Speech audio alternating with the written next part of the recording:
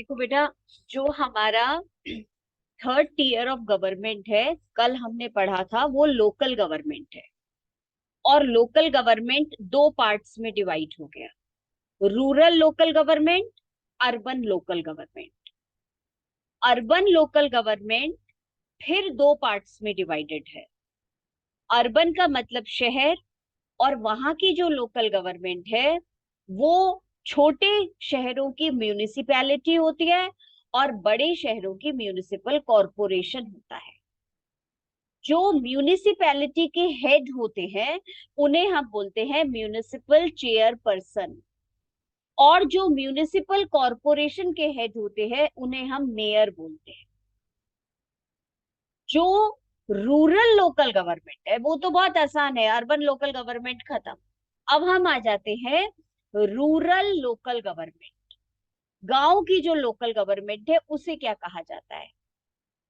तो हम उसे कहते हैं पंचायती राज। उसको पंचायती राज बोला जाता है। पर ये पंचायती राज के अंदर भी तीन लेवल्स हैं, इसीलिए थोड़ा कंफ्यूजन होता है। सबसे छोटा जो है वो है ग्राम पंचायत। उससे बड़ा जो है वो हो जाता है बेटा पंचायत समिति या पंचायत मंडल, या उसे पंचायत ब्लॉक भी बोलते हैं। फिर उससे भी बड़ा है जिला परिषद।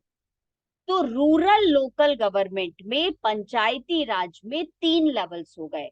ग्राम पंचायत, फिर हम उससे ऊपर पहुंच गए तो हमने बोला इसके बाद हमारा पंचायत समिति या पंचायत ब्लॉक, और बेटा उससे भी ऊपर हम पहुंच जाते हैं तो हम कहते हैं, इसको बोलते हैं जिला परिषद। अब ये कैसे कैसे इलेक्ट होते हैं, इनके क्या क्या काम होते हैं, तो ये थोड़ा फ्रेश माइंड से समझना था ना, इसीलिए मैंने इसको कल करवाया नहीं था आपको। मैंने कहा ये फिर बच्चे जो है वो समझ नहीं पाएंगे इसको। तो अब जब हम स्टार्ट करेंगे पंचायती राज तो हम सबसे पहले पढ़ेंगे ग्राम पंचायत के बारे में। तो ग्राम पंचायत का मतलब होता है एक गांव में जितने एडल्ट्स हैं अबव 18 वो वोट देते हैं। और बेटा इलेक्शन होने से, वोट देने से जो उनकी पंचायत है, ग्राम पंचायत, वो इलेक्ट हो जाती है। ग्राम पंचायत में एक हो गया सरपंच और पंच, पांच। ये बेटा हो गया ग्राम पंचायत। क्या काम होता है मैम ग्राम पंचायत का? ग्राम पंचायत डिसीजन मेकिंग बॉडी होती है गांव की। और बेटा साल में दो तीन बार मिलती है, मीटिंग करती है, और ये बेटा डिस्कशन करती है वहां पर कि बजट कैसा है, हमारा जो प्रोग्राम है वो कैसा चल रहा है, आगे क्या करना है। ये सब उनका काम होता है ग्राम पंचायत। खत्म। अब इससे एक ऊपर होता है जिसे हमने बोला पंचायत समिति, पंचायत मंडल। वो क्या होता है?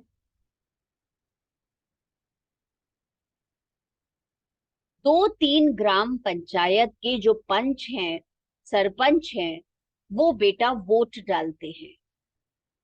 और जब वो वोट वोट डालते हैं तो वो इलेक्ट करते हैं पंचायत समिति को। तो ग्राम पंचायत इलेक्ट हुई गांव वालों से।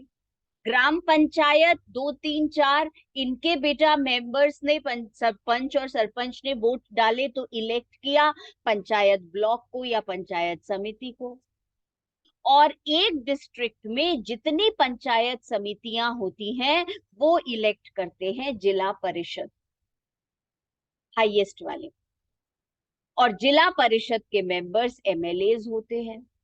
और बेटा ये जो है हाईएस्ट होता है, इसका जो हेड होता है जिला परिषद का, उसको जिला परिषद का चेयरपर्सन बोला जाता है।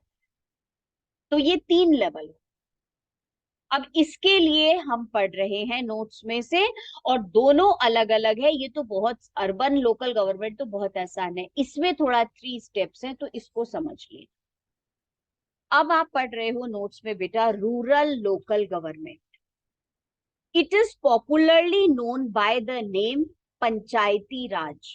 रूरल लोकल गवर्नमेंट को पंचायती राज बोलते हैं। ईच विलेज हैज अ ग्राम पंचायत, और पंचायती राज की सबसे छोटी यूनिट होती है ग्राम पंचायत. ग्राम panchayat consists of punch and a sarpanch. These are elected by adult population of the village. Panchayat क्या होती है? Decision making body for the entire village. It has to meet at least twice और थ्राइस इन अ ईयर. ये meeting करते हैं साल में 2 या 3 बार, to approve the annual budget and to review the performance of the gram panchayat, कैसा काम कर रही है. अब इससे एक स्टेप ऊपर आ जाओ, पंचायत समिति या पंचायत मंडल, उसको इंग्लिश में पंचायत ब्लॉक बोलते हैं.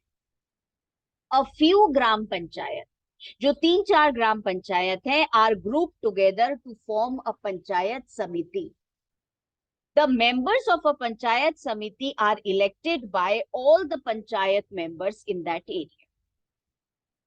All the panchayat samitis in a district together constitute the Jila Parishad. And most members of Jila Parishad are elected या फिर MLAs of that district and some other officials भी होते हैं, उसमें थोड़े से ऑफिसर्स होते हैं, और बेटा जो उन्होंने इलेक्ट करे वो होते हैं, और MLAs. जिला परिषद chairperson is the political head of जिला परिषद. ये सारे 1 मार्क वाले क्वेश्चन. तो जिला परिषद का पॉलिटिकल हेड कौन है? जिला चेयरपर्सन. और बेटा इसके बाद हमारा लिखा हुआ है next topic, urban local government. Municipalities are set up in towns. Big cities are constituted into municipal corporations. Both are controlled by elected bodies consisting of people's representatives. Municipality और municipal corporation के जो लोग हैं, उन लोगों को बेटा हम क्या करते हैं? इलेक्ट करते हैं. Municipal chairperson is the political head of the municipality and mayor is the political head of the municipal corporation. तो 3 political head तुम्हें पढ़ाए हैं, इसमें से वो कुछ भी पूछ लेते हैं. वो जिला परिषद का पॉलिटिकल हेड पूछ सकते हैं, वो म्यूनिसिपैलिटी का हेड पूछ सकते हैं पॉलिटिकल, और म्यूनिसिपल कॉर्पोरेशन का पूछ सकते हैं. तो हमें तीनों को ध्यान से पढ़ना. अब बेटा इसके बाद आप ओपन करेंगे जो PDF में हमने लास्ट पेज भेजा हुआ था, वो लास्ट पेज हमें करना है. उसके बाद उस पे भी कुछ नया तो है ही नहीं, जो हम पढ़ चुके हैं वही है, पर और थोड़ी अच्छी तरीके से लिखा हुआ है, बस इतना सा है. और पूरे हमने अपने चैप्टर में वो पढ़ लिया है बेटा, तो आप भी खूब आराम से उसको पढ़ लेना. और जो आपको आसान लगे, ये वाला आसान लगे ये कर लेना, वो वाला आसान लगे वो. रिविजन है ये कुछ क्वेश्चंस का जो यूजुअली आते रहते हैं. लास्ट पेज पे हमने फर्स्ट क्वेश्चन लिखा है, how is federal power sharing more effective today than in the early years. बेटा फेडरलिज्म में पावर शेयरिंग अब बहुत अच्छी हो गई है. कैसे? तो बेटा पुराने जमाने में तो पावर शेयरिंग होती थी सेंटर और स्टेट के बीच में. अब तो लोकल गवर्नमेंट भी आ गई है. अब तो कोलिएशन गवर्नमेंट की वजह से भी पावर शेयर हो जाती है रीजनल पार्टीज के साथ. और अब लोकल बॉडी जो है बेटा, लोकल गवर्नमेंट जो है, उसके इलेक्शंस भी रेगुलर होने चाहिए इन्होंने कहा है. और बेटा लोकल गवर्नमेंट के जो हमारे वो हैं, वो भी अच्छी तरीके से उनके रिसोर्सेज हैं, टैक्सेस हैं, वो सब उनके अलग से हैं, वो ऑटोनॉमस हो गई है. कॉन्स्टिट्यूशन ने भी लोकल गवर्नमेंट को बेटा ज्यादा स्ट्रॉन्गर बना दिया है, और स्टेट को कंपल्शन कर दिया है कि वो उनको एड देगा, मनी देगा. तो बेटा और कॉन्स्टिट्यूशन ने सेंट्रल गवर्नमेंट को बोल दिया कि स्टेट गवर्नमेंट को आर्बिट्री मैनर में आप नहीं हटा सकते, ऐसे ही नहीं हटा सकते. ये सारे पॉइंट्स जो हमने पढ़े थे वो इनके साथ में लिखने हैं. How is federal power sharing more effective today than in the early years, explain. और जरा भी अगर दिक्कत होती है तो फीचर्स ऑफ फेडरलिज्म भी इसमें आ सकता है. देखो, federal power sharing is more effective because of the nature of democracy in India, the objective of respect for diversity and living together. यही फीचर्स में हम बार बार पढ़ रहे हैं, क्योंकि फेडरलिज्म में यूनिटी की जरूरत होती है, और यूनिटी हमें चाहिए और रीजनल डाइवर्सिटी चाहिए. वही पॉइंट लिखा है, the objective for of respect for diversity and desire for living together. Desire for living together की जगह डिजायर फॉर यूनिटी भी हो सकता है। द लोकल सेल्फ गवर्नमेंट बन गई, the increase in women participation in democracy, the formation of linguistic states, the more unity in the country, the administration made easier, the reduction in the power of central government and giving power to regional government. तो बेटा वही सारी बातें हैं, बस उनको अलग अलग पॉइंट्स में लिख दिया। ऐसे ही जो इसके बाद वाला क्वेश्चन है वो भी आप समझ लो कि मोर और लेस बेटा वो ही पॉइंट्स इसमें भी आएंगे। क्वेश्चन को अंडरस्टैंड करोगे तो पता चल जाएगा। अच्छा, तो मतलब ये कि फेडरलिज्म के जो फीचर्स हैं वो इतने इंपॉर्टेंट है कि वो बेस है, उसके बाद तो सारा कुछ बेटा उसी के बेसिस पे चल रहा है। Why has federalism succeeded in India? Which are the policies adopted by in India that have ensured success of federalism in India? वही है, इंडिया फेडरल क्यों हो गया है, सक्सेसफुल कैसा है फेडरलिज्म यहाँ पर। तो बेटा सच बताऊं तो हमने 3 क्वेश्चंस, कल भी एक पढ़ा था, India is a full fleshed federal country explain, और आज ये वाला पढ़ा, federal power sharing more effective, और अब ये पढ़ रहे हैं। इन तीनों में और फीचर्स ऑफ फेडरलिज्म में जो पॉइंट्स हैं वो सब मिले जुले हैं। Reasons for success of federalism in India are, India में फेडरलिज्म सक्सेसफुल इसलिए है, clearly laid out constitutional provisions providing a threefold distribution of powers in the 3 list. Constitution has given exclusive powers to the central government and state government. So there are 3 lists of legislative beta power जिसमें central और state government के पास है, union list, state list, concurrent list. A threefold distribution of powers in the 3 list, union list, state list and concurrent list. Between the union government and the state government. और बेटा कल हमने पढ़ा था इसमें, और मैंने रिवाइज भी कराया था, यूनियन लिस्ट में भी 5 टॉपिक्स हैं, स्टेट लिस्ट में भी 5 टॉपिक्स हैं, कॉन्करेंट में भी 5। और बेटा ये power, legislative power is distributed between the central government and state government. तो यूनियन गवर्नमेंट में आपने पढ़ा currency, banking, communication, defence, foreign affairs या एक्सटर्नल अफेयर्स, कुछ भी बोल सकते। State government, police, trade, commerce, agriculture, irrigation. और बेटा हमारा जो ये है कॉन्करेंट, जिसमें दोनों बना सकते हैं, एजुकेशन, मैरिज, एडॉप्शन, सक्सेशन और बेटा फॉरेस्ट, ये ठीक है। Now, second, the creation of linguistic states.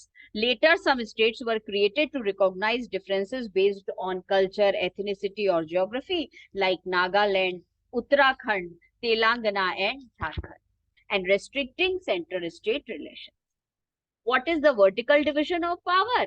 और बेटा वो आप बता ही दोगे, 2 tier system, 3rd tier बाद में हो गया था, ये हमारा वर्टिकल है। तो हमारा पूरा का पूरा चैप्टर फिनिश हो गया। और ये चैप्टर जो है इसको रेडी करेंगे हम, क्योंकि ट्यूसडे को मैं नेक्स्ट टर्न पे जो भी तुम्हारी क्लास है फर्स्ट, उसमें बेटा मैं थर्सडे को है शायद या फ्राइडे को है, उसमें मैं पहले तुम्हारा एमसीक्यूज और एजर्शन रीजनिंग का टेस्ट लूंगी फेडरलिज्म, और उसी दिन मैं स्टार्ट कराऊंगी एग्रीकल्चर, क्योंकि एजर्शन रीजनिंग और ये वाला ज्यादा टाइम लेगा नहीं, 10-15 मिनट में तुम्हारा तैयार हो जाएगा। और बेटा फिर मैं एग्रीकल्चर स्टार्ट करा दूंगी उसी दिन। और हम लोग जो है अभी अपना बुक खोल रहे हैं, और बुक में 2 फिगर्स देख रहे हैं बेटा, इस चैप्टर में से 2 फिगर्स आते हैं, तो उसको एक बार देख लो और किस पे टिक करना है वो देख लो, फिर इसके इंपॉर्टेंट क्वेश्चंस लिख लेना, तो आपका चैप्टर कवर। बेटा मेरी बुक में पेज नंबर 21 है, आपकी बुक में हो सकता है नई पुरानी होगी तो थोड़ा आगे पीछे हो सकता है। तो बेटा एक फिगर बना हुआ है जो अच्छा खासा इंपॉर्टेंट है, the state plead for more powers. तो बेटा वो सेंट्रल गवर्नमेंट है और ये स्टेट गवर्नमेंट लाइन बना के खड़ी हुई है, पावर मांग रही है। तो ये बेटा centre state relation, central government के पास पावर ज्यादा थी, स्टेट गवर्नमेंट के पास पावर कम थी, तो वो बेटा पावर मांग रहे हैं, ये वो वाला ऑप्शन पे टिक करते हैं। इसके नीचे बेटा जो फिगर बना हुआ है वो तो कोलिएशन गवर्नमेंट वाला है। तो बेटा कोलिएशन गवर्नमेंट मतलब इतनी सारी, हमने कल पढ़ाई है The political parties, more than two or more than two political parties form the government, because no single party got the majority. Thanks. तो ये कोलिशन गवर्नमेंट की प्रॉब्लम है बेटा, इतनी सारी पार्टीज बनाती हैं तो फिर डिसीजन नहीं लिए जाते। इसके अलावा बेटा इसमें से और कुछ भी नहीं आएगा, यही दो फिगर्स हैं जो इम्पोर्टेंट। अब आप देख लो, रजिस्टर में लिखना है, बुक में लिखना है, कहाँ पे मैं कुछ सैंपल पेपर्स में से क्वेश्चन पेपर्स बता रही हूँ, क्वेश्चंस बता रही हूँ बेटा, उसको आप लिख लीजिए तो फिर हम फेडरलिज्म हेडिंग डालो and right the important questions for that. ये चैप्टर भी बेटा ऐसा ही है कि 5 मार्क्स के क्वेश्चंस तो चलो कम ही चांसेस रहते हैं, शॉर्ट वाले ज्यादा आ जाते हैं।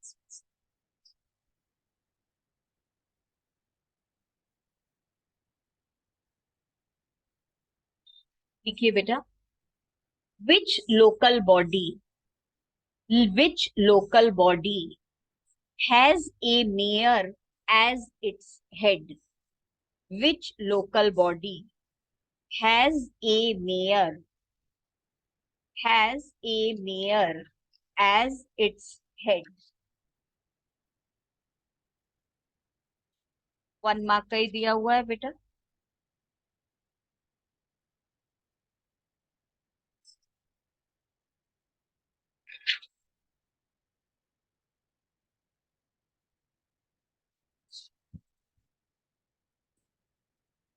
As I told you, ज्यादा उसमें होते नहीं है। दूसरा क्वेश्चन लिखेंगे बेटा, who presides over the meeting?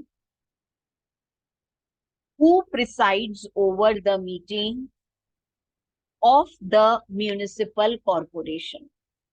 Who presides over the meeting of the municipal corporation? ये भी बेटा 1 मार्क का दिया हुआ है। सेकंड क्वेश्चन लिखो, which government has the power to legislate on residuary subjects in India?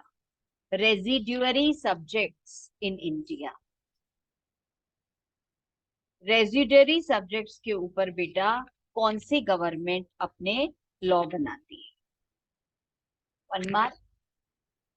एक और लिखो बेटा, describe any three features of Indian federalism और बेटा ये 3 मार्क्स का है, पर तुम 5 पॉइंट्स इसमें लिखना आराम से, ठीक है। ये वाले बेटा हमारे क्वेश्चंस दिए हुए हैं, और इनको आप और इसके अलावा भी जितना जैसा मैंने पढ़ाया है उसको पढ़ो, तैयार करो, और फिर हम आराम से जो है बेटा वो मिलते हैं नेक्स्ट वीक, और हम इसका टेस्ट करते हैं, और हम आगे एग्रीकल्चर चैप्टर में, ठीक है। I will share the notes of agriculture, तो आप फिर उसका वो लिखवा लेना फ्रेंड।